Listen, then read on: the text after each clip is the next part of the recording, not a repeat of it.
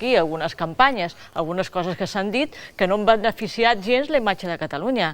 Vostè diu que parlar de que Catalunya no existeix és una falsedat. Bueno, estic d'acord, però és que estem parlant precisament de demagògia, de manipulació. Quan jo llegeixo un polític que diu Catalunya vol la independència, dic, pues jo no dec ser catalana. Vull dir, és aquest ús que fan els polítics. Ara, em sembla que la pregunta que es feia, i podíem entrar en ella, és si l'independentisme és una utopia. A veure, no sé si és una utopia, perquè clar, l'utopia ho saps, si arribes és que ja no ho era, no? Però de totes maneres sí que té uns elements que es poden dir mil·lenaristes. Vull dir, és tan mil·lenarisme com el comunisme, com els testimonis de Jehovà, vull dir, marquen un camí difícil i passant pel desert i tal, per arribar a un paradís, jo què sé, catalans, tots en la barretina, no sé què passarà, i que serem tots feliços i que, bueno, estarem dintre la Unió Europea i, bueno, perdoni, però tot això és una fantasia. Després del senyor Portaperales. L'utopia és com qualsevol projecte polític i això és la manera, per dir-la d'abans, simplificada de dir-ho, quan es diu Catalunya vota socialista o Espanya vota PP o vota socialista. Altres que no trenquen la convivència, ni els lligams, ni la trama d'efectes entre espanyols. Ha acabat ja? I llavors puc parlar? Sí, endavant. De la mateixa manera que es diu Espanya vota PP o Catalunya vota PP o vota socialista, és una manera de resumir, simplement. Això no vol dir que tothom ho faci. Què és una utopia? Depèn de la voluntat dels ciutadans. Si la majoria dels ciutadans volen que Catalunya formi part de l'estat espanyol, és el cas. Si la majoria dels ciutadans decideixen que no, Catalunya és independent. La mitjana que dona de les enquestes en els últims anys, per exemple, La Vanguardia, per exemple, El Periódico, per exemple, el Centro de Investigacions Sociològiques del govern espanyol, per exemple, l'Institut de Ciències Polítiques i Socials. El que sí a la independència està al voltant d'un 35%. No. El Centre d'Estudis d'Opinió de la Generalitat, de febrer del 2009, el 16% dels catalans vol ser independent. No, escolti, deixa acabar també de nou. Però en funció de les enquestes, la pregunta no podria ser hem de fer un referèndum per saber realment què és el que pensa la gent, en lloc d'anar amb enquestes d'uns i altres que seran diferents. Enquestes que s'han fet per instàncies del Partit Socialista, que és concretament la Diputació de Barcelona, un 35% a favor, La Vanguardia un 36%, El Periódico un 34%, en contra un 43%, un 45%. Com serà? No és una qüestió ni de mil·lenarista ni de cap mena, igual que no és mil·lenarista voler... Senyor Portaperales, té la paraula. Senyor Portaperales, té la paraula. Senyor López Tena. És la democràcia. És la democràcia. És la llibertat. Són les votacions. Jo estic d'acord amb el que deia el senyor Duran. La gent amb pocs recursos, la gent marginada, la gent que no arriba als mínims d'una vida digna, naturalment que se'ls ha d'ajudar. Siguin al Raval o a la Canyada, on sigui. Naturalment que se'ls ha d'ajudar. El sistema nord-americà, endavant, fem el sistema nord-americà, però vaja, però a Texas, Nebraska, que jo sàpiga, no demanen la independència, vull dir que els problemes es poden arreglar fent política. No necessàriament apel·lant o demanant la independència.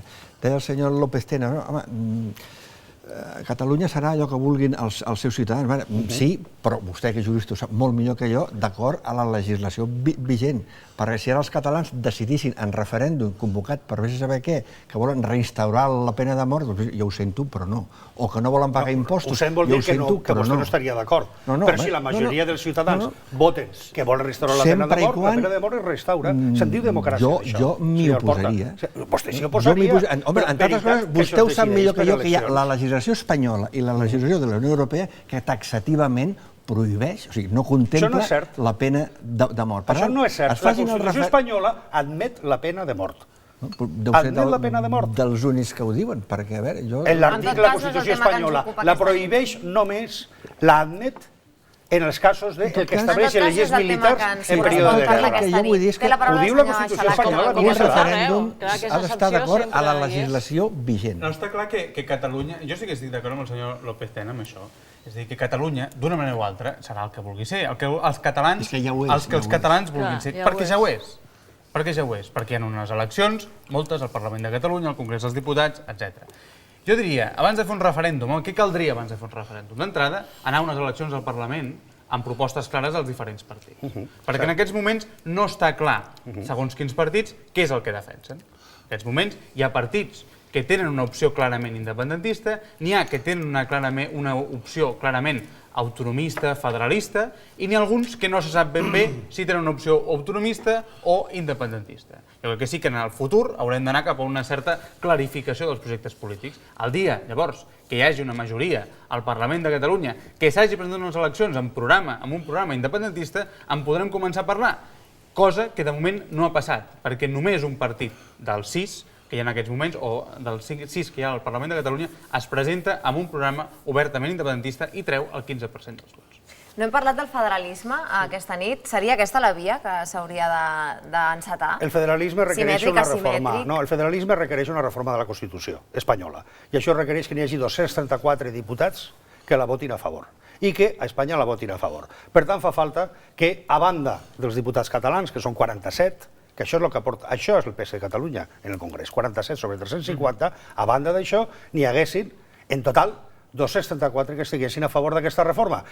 Quan les forces polítiques catalanes no van poder o no van saber aconseguir 176 per aprovar l'Estatut que va aprovar el Parlament de Catalunya, digui'm d'on trauran els 274 que fan falta per reformar la Constitució. El senyor Duran Pic volia parlar i el senyor Xalà després. Jo volia fer un comentari que arrel inclús d'un, sembla que un comunicat que ha fet un espectador i que també ell ha citat ara en quant als partits polítics catalans. Algú ha dit que no hi ha lideratge en aquest àmbit. A fi de cap jo em represento a mi mateix i a la societat civil, a ningú més. Però jo crec que certament no està gens clar per part dels partits polítics d'arrel catalana i els de no arrel catalana, absolutament no està gens clar si alguns d'ells, ni inclús el que s'ha citat, que sembla que té el 15%, que és Esquerra Republicana, ni inclús aquest partit, si de veritat té una posició ferma, fins al punt que fa 4 dies, tots ho hem llegit, que el senyor Carretero ha fet un planteig i segurament el trauran. És a dir que, a veure, parlant clar, estan amorrats al piló els polítics, tots, i aleshores falta definició. I clar, si no hi ha definició, perquè si algú en aquest moment plantegés seriosament amb una estructura de partit, perquè no ho pot fer una persona per lliure, aquesta opció d'una forma clara, llavors es veuria, seria un mecanisme per veure fins a on arriba això. El federalisme és una via, és un mètode, però per entrar en aquesta via, en aquest mètode, no podem estar tampoc cada 3 o 4, cada 2 per 3, com a país, dient que volem marxar.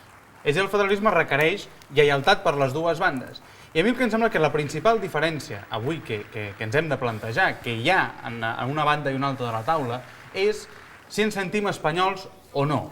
És a dir, si un se sent espanyol, com jo m'hi sento, em sento català i espanyol alhora, buscarem una solució dins el marc espanyol. I farem els possibles per trobar-la. Si un no se sent espanyol i se sent exclusivament català, el que buscaran són opcions per anar més enllà i per arribar a la independència. En el fons, el gran debat és aquest, no és l'econòmic, no és l'institucional, és l'identitat, és si un se sent o no espanyol a més de català. Té la paraula el senyor López Tena, després la senyora Jiménez, i anirem acabant el debat, que se'ns acaba el temps. Aquesta és la realitat, i és que molts dels que diuen que s'hi senten tant catalans com espanyols opten per la independència. I molts dels que s'hi senten catalans, o més catalans que espanyols, opten per la no independència, perquè és un tema creuat. El 30% dels favorables a la independència parlen català, dels contraris a la independència parlen català a casa.